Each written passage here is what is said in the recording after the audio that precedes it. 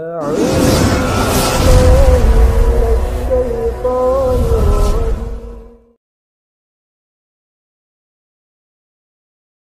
itu salah satu perkara besar di sisi Allah.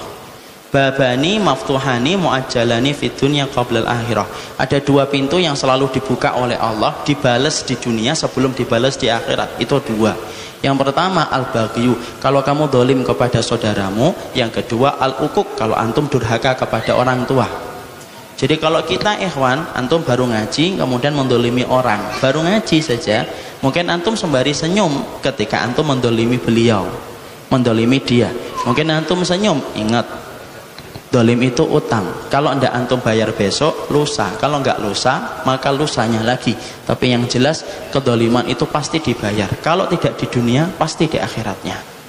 Makanya kalau kemudian orang berakhlak itu apa? Komitmennya untuk menjaga akhlak itu betul-betul luar biasa. Dengan dia tidak mendolimi. Ana dan antum ketika belajar taklim, lalu halal gitu mendolimi kehidupan orang, menodai kehormatan orang lain.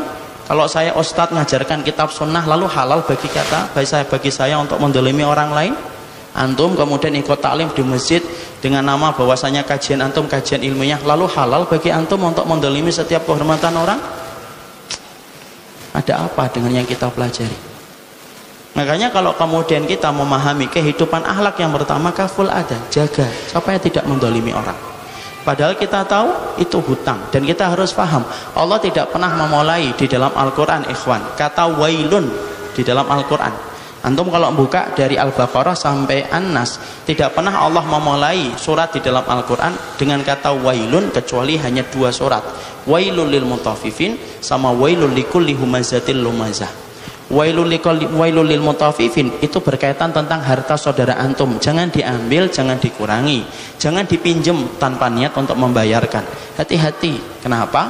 Tobatnya antum dengan tobatan nasuha, tetapi antum tidak mengembalikan harta, tobatan nasuha tidak diterima oleh Allah.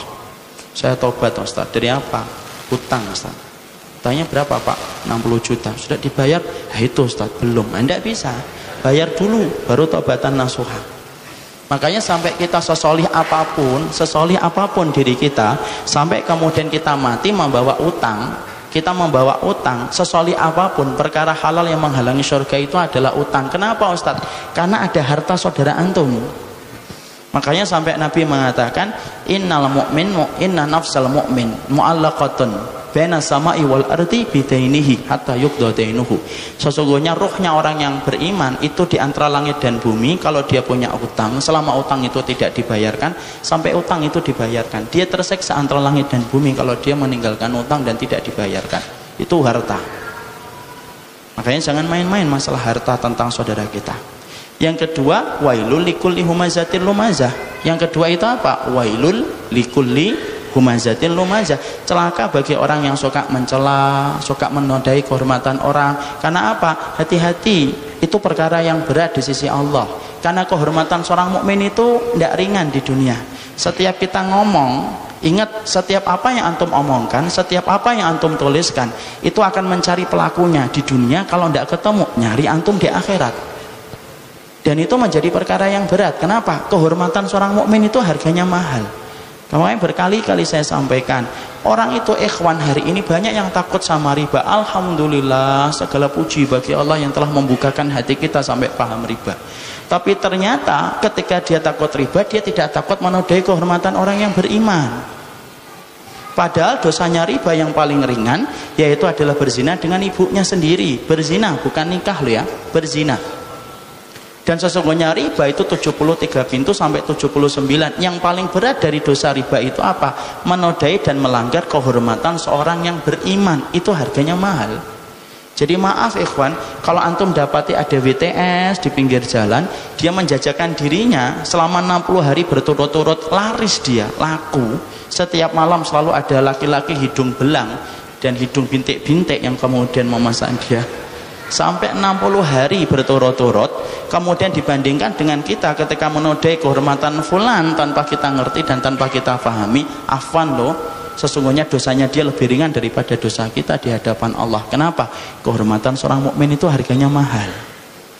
Makanya kalau antum perhatikan setiap anak tangga di dalam sunnah dan setiap anak tangga dalam perintah-perintah sunnah itu salah satu intinya itu menjaga kehormatan seorang mukmin. Mosok? Iya. Mana Ustaz buktinya? Coba antum kalau melihat saudara antum berbuat dosa, dia durhaka sama Allah toh ketika dia berbuat dosa itu. Tapi kita yang lihat disuruh untuk nutup atau disuruh buka dosa itu? Suruh nutup. Kalau kita buka, kita yang dibuka oleh Allah dosa kita nanti dan diperlihatkan kepada orang. Suruh nutup. Kita kalau mendapati ada saudara kita berbuat salah, disuruh ngasih berapa udzur? 60 sampai 70 udzur yang harus kita berikan.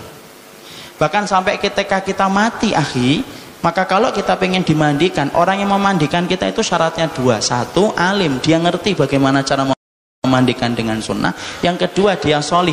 Apa indikator solih, Ustadz? Kalau kita akan memandikan orang, orang itu tidak akan menceritakan aib ketika dia memandikan mayit itu. Sampai ketika habis memandikan, dia tidak cerita kemana-mana. Padahal kalau kita pikir-pikir, orang sudah mati kok, tidak butuh kehormatan lagi. Loh, walaupun sudah mati, ana dan antum kalau memandikan ngelihat aibnya, kita disuruh nutup sama syariat ini. Kalau kita menceritakan walaupun itu benar, saya dan antum yang akan kemudian mendapatkan hisab yang berat di sisi Allah. Padahal dia sudah mati. Kalau yang sudah meninggal saja Allah menutup rapat supaya kemudian kita menjaga kehormatannya, apalagi kemudian ketika masih hidup. Makanya berulang-ulang saya sampaikan, kita ini butuh berapa saksi kalau kemudian kita akan mulai puasa? Butuh satu saksi saja. Ada satu saksi mengatakan saya melihat hilal. Di mana? Di Cakung. Besok puasa. Butuh berapa orang saksi ketika kita akan Idul Fitri? Butuh 2 orang saksi. Ada 2 orang saksi. Kami berdua sudah melihat hilal. Di mana? Di Cakung. Besok Idul Fitri. Tapi berapa banyak saksi yang dibutuhkan kalau kita menetapkan fulan ini begini dan fulan itu apa? Fulan ini berzina. Berapa butuh saksi yang kita katakan kalau akan mengatakan fulan itu berzina? 1 saksi kurang, 2 saksi antum yang dicambuk, 3 saksi yang 3-3-nya dicambuk. Berapa saksi Ustaz? 4 orang saksi. Padahal kalau antum perhatikan, bisa nggak nyari 4 orang bareng-bareng ngeliatin orang sedang berzina, bareng-bareng sembari jenggotnya dipegang. Masya Allah ya, Masya Allah ya tekniknya ya. Tidak ada. Padahal mungkin nggak mendatangkan 4 orang saksi, susah akhi. Di situ kita mendapati urusan puasanya kaum muslimin 1 saksi, urusan Idul Fitrinya kaum muslimin 2 saksi, urusan 1 kehormatan kaum muslimin butuh 4. Lu kita apa ndak tahu toh betapa hormatnya Allah itu menjaga kehormatan, betapa Allah itu menghormati kehormatan seorang yang beriman.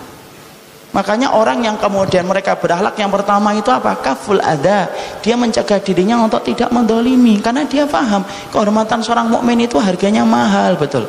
Makanya sampai Nabi beliau bersabda, maka sesungguhnya kalian yang mempunyai hutang kepada saya ataupun saya pernah pukul, tolong kisos diri saya sebelum kemudian nanti ditegakkan 1 hari tidak bermanfaat harta dan tidak bermanfaat anak.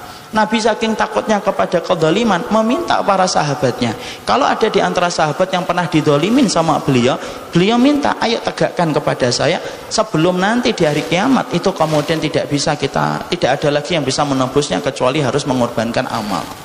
Makanya sampai dosa itu kan dibagi oleh Allah. Ada hakullah, ada hakul adami. Hakullah bisa ditebus dengan taubatan nasuha, insya Allah selama sungguh-sungguh Allah terima taubatnya. Hakullah itu contohnya apa Ustaz? Antum pernah membunuh, antum kemudian antum pernah ninggalin sholat, antum ninggalin puasa, itu hakullah, antum cukup taubatan nasuha, insya Allah Allah terima taubat itu. Tapi kalau hakul adami, kalau haknya, kalau dosa yang kita lakukan berkaitan tentang manusia, ikhwan, harganya mahal.